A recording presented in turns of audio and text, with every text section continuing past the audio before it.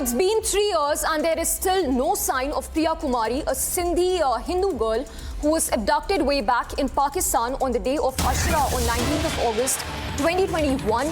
9-year-old Priya Kumari was abducted in a small town of Sindh named Sukur. Priya was helping her father offer beverages to a large crowd of Muslim devotees, amidst which she was abducted. A Washington DC based organization, the Sindhi Foundation, has sought assistance from the United Nations Human Rights Council for the recovery of Priya Kumari. In fact, to find Priya Kumari, Pakistan's Sindhi activist in exile has even issued an SOS call to the UNHRC in the form of press release. The release has emphasized that the frequent abduction of Sindhi minor girls and young women along with their forced conversions is a matter of grave concern in Sindh. In fact, despite blatant human rights violations in the Islamic Republic of Pakistan against minorities, the case of Priya Kumari fails to find place in global news headlines, including the West.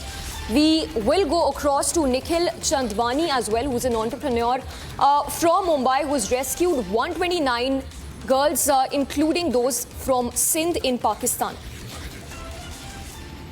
Let's go across to Nikhil, who's joining us live right now. Nikhil, good morning. Thank you for joining us in this broadcast. Firstly, congratulations to you for the kind of work you are doing by helping all those who have been abducted by Pakistan. But once again, talk to us about this specific case where Priya has made an SOS call and you're doing all that you can to bring her back home. So first, let me tell you what happens with Hindu girls in Pakistan every day. And this is something like I really need to tell all the listeners because not many people are aware of it. So every day you have 3 Hindu girls who are kidnapped in Sindh. And do you know what happens to them after they are abducted? First, they are taken to the nearest place of worship of the kidnapper. Then a cleric will do halala with her. This means the Hindu girl is raped by the cleric.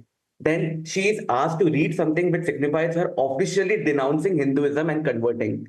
Later, she is sold off to the kidnapper who makes her life worse than hell. The Pakistani police, they are working with these places of worship and the kidnappers and creating fake birth certificates of the girl. This 11-year-old, the 9-year-old who is 11 now, Priya Kumari, she becomes 18-year-old in these certificates, and Pakistani police claims that she is an adult in these certificates who ran away from her home out of her own free will, and her parents are not even allowed to meet her, and her address is not revealed. Pakistan, the parents, they end up running around in circles, and there have been mass suicide of Hindu parents in Pakistan because of this.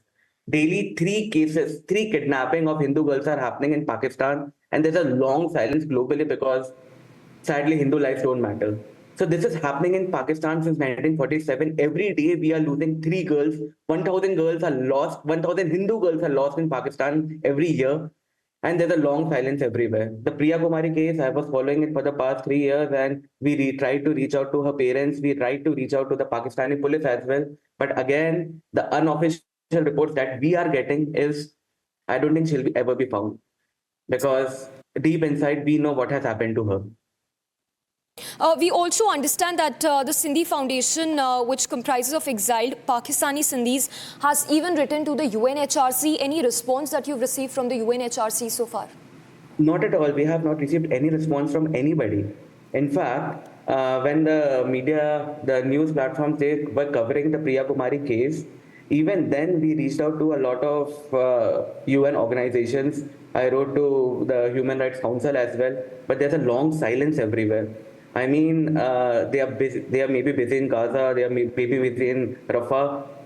Sadly, even a lot of Indian activists, a lot of Indian actresses, we reached out to them. We tried to message them, give them a call, but there's a long silence coming from all of us here as well. Yes, stay with us. Also, talk to us with respect to the reactions you've received, the sentiment across these Hindu communities, the ones that you've rescued precisely. Have you also been able to keep in touch with the family of Priya Kumari in this case? Yes, I'm in touch with the family of Priya Kumari, and the other rescues that we did, they're just thankful that things didn't go to this extreme. So what we are doing is we are funding the Hindu families who are living in Sindh, and the families that we are funding are the Kohlis, the Meghwats, and the Bhils. They don't have a permanent address. And because they don't have a permanent address, Pakistan doesn't give them passports as well. So we are again trying to solve that. And till now, in the past 7 years, we have helped around 129 families migrate to India. And all the funds that we are giving them, it's from my own money, own pockets. We don't have an NGO, and I have never asked any donations yet. Yes, and also, what is the message that you would want to give out to the government, specifically through this broadcast? Any measure that you would want to take the government specifically to help you reach out to the families of those who probably are asking for help and have been trying to get their near and dear ones back home? I want to talk to three governments here. Yeah. The first government is the Pakistani government. Stop this from happening. The Hindus have lived in Sindh for 5,000 years. The Indus Valley civilization was inhabited by the Sindhis, the Sindhi Hindus. And you are destroying the entire civilization, the entire culture. And because of that, you are just removing the history of the land. And if you try to destroy the history of the land, you're destroying the land with it. History has proven that if you eradicate the history, if you eradicate the humans who have lived here, who lived in that region historically, you remove the present and the future. So for the Pakistan government, just have some decency and try and save these Hindu girls, because they didn't ask for partition. The families who stayed back in Pakistan are the ones who were not able to migrate in 1947. They lived in interior Sindh. They didn't have access to transport. They didn't have access to anything. They don't have the money. They don't have the power. They don't have the voice.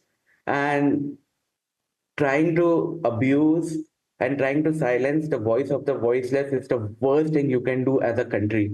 1947 has happened, the partition has happened, but now you have 90 lakh Hindus who live there. Pakistan claims there are only 35 lakh Hindus because they don't count tribal Hindus as Hindus, but in reality, there are 90 lakh, 9 million Hindus who live in Pakistan. And I feel Pakistan has a responsibility for them, and only they can help these girls. Second, the Indian government, since 2014, there has been a positive change in providing visas to Hindu families. Before 2014, it was absolutely impossible to legally move to India for a Hindu from Pakistan. But now a lot of legal migrations has happened thanks to the present government. However, the present government needs to do more. The Hindu families who are living in Pakistan, they didn't ask for partition, and we have a responsibility as a Hindu nation to help them. And we don't have an ambassador in Islamabad right now. The post is vacant. So if I have to approach somebody for a medical visa, like if a girl has approached me, a Hindu girl has approached me from Pakistan, and she needs a medical visa, I don't know where to go. So we need to get our house in order in Islamabad as an Indian embassy. And that's my appeal to India. And third, the US. The universities in US and the students over there, they are trending all eyes on Rafah, and they are talking about the Palestinians and Yes. the Gaza causes. A lot of Indians in US are talking about that. They need to look elsewhere, because closer to their homes, closer to their ancient homes, this problem is happening. This thing is happening where three girls every day are being abducted, and they are forced to live a life worse than hell. Death is better for them than living that particular life. Yes. They are taken to the mosque, they are converted, they are raped, they are sold off, there's sex trafficking, there's sex slavery, there's everything going on over there. And whatever I am saying, everything is documented. And the Priya Kumari case, the media covered it, and it's out in the open. So people who have followed it, they know what has happened. And deep inside, we all know we might never see Priya Kumari again. Well, that's unfortunate, Nikhil. And as a matter of fact, this could be just one of hundreds of such cases which probably have not been reported yet. We appreciate you joining us, hoping here on that your voice reaches out to those people who probably can help you resolve this issue, and also hoping that Priya Kumari comes home soon. Thank you.